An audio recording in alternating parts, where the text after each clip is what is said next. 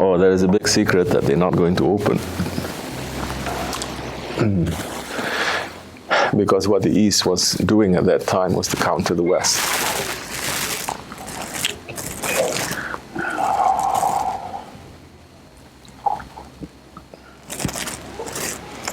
We were speaking with the Shahzade about this.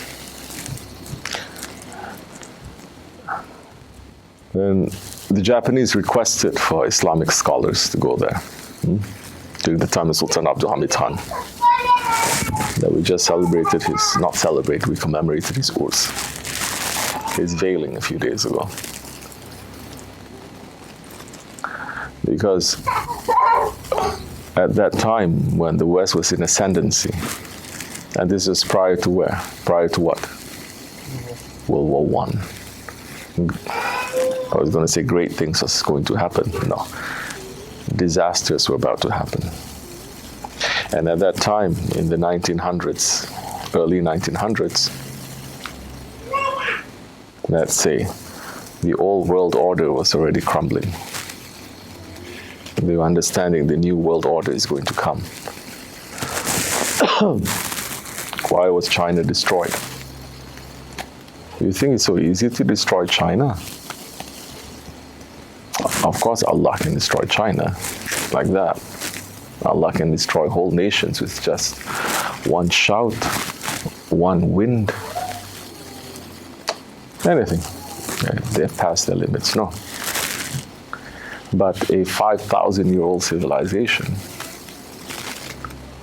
okay, that drew what they call a bamboo curtain over and say we don't need nothing from no one, and we have so much that during one of its highest moments, had a Muslim general, admiral, to show off its power, that it sailed with a bunch of ships that could easily take over half the world if it wanted to. What was the name of that admiral? Cheng Ho. That today they call who? Sinbad. Sinbad.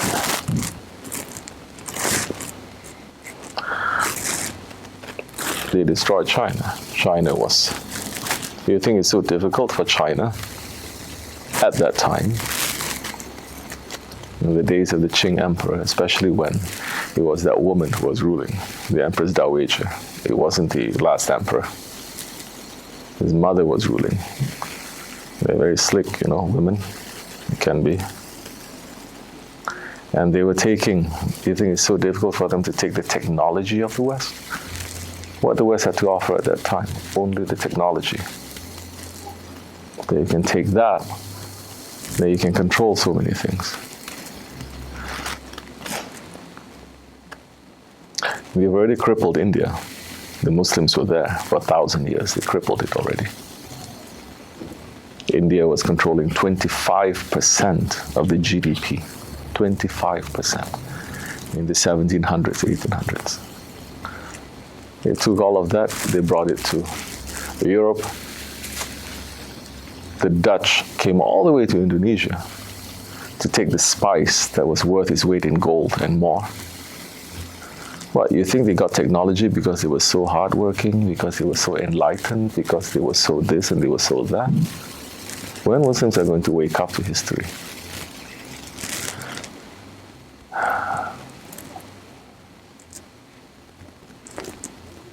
Yeah. And what happened when they who forced Japan to open up? Who? See, you don't even know your history. He's a smart guy. Grandson of Sultan, inshallah. Who opened up? Who forced Japan to open up? Any one of you? America. Turn its guns to Japan and say, you better open up.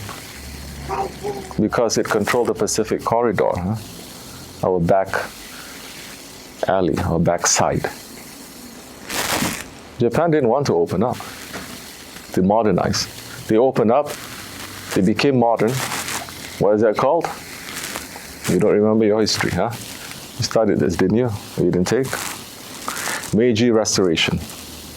They decided to just bring in all these Western things and to modernize it. And they were getting better at it. You think it's so difficult for Asians just to copy? Then they turned and they said, oh, these people, they get together. If they combine their forces, we're in for it. This has to stop. So it stopped. China, they pumped in drugs, opium from India, completely crippled them, finished. India is done.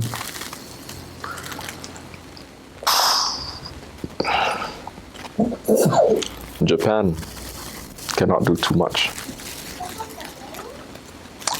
Muslims now.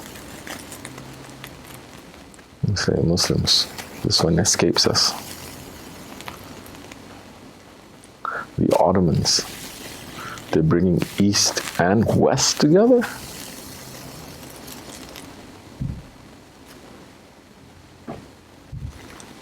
You have to remove the head because they all follow a head. We don't remove the head, they say. We remove one head and we put in 1,000 heads there. Then they're going to keep on fighting with each other until Judgment Day. Convince them they need their own head, that the head that they have is not their head. It is not their people. It is not for their interest. It's for the Turks. So we need a head. One head for Albania, one head for Egypt, one head for Iraq, one head for every Muslim country over 73. Within that time, then leave it. So, that happened. You understand? But as I was saying, the conversation with Shahzad, the Sultan Abdul Hamid Khan also understood there's certain things that should not be, cannot be used, because we have to look at sincerity. It's not just spreading Islam. It's not a problem. Spreading Islam, you can spread Islam. But here we're talking about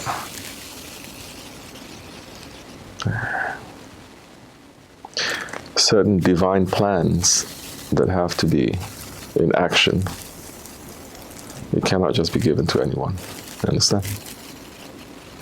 So, yeah, stick around. There's many things yet we'll have to see. But don't make your lives to be small. We're Muslims. So our lives are as big as the Prophet that we're following. If you make your lives just about your work and your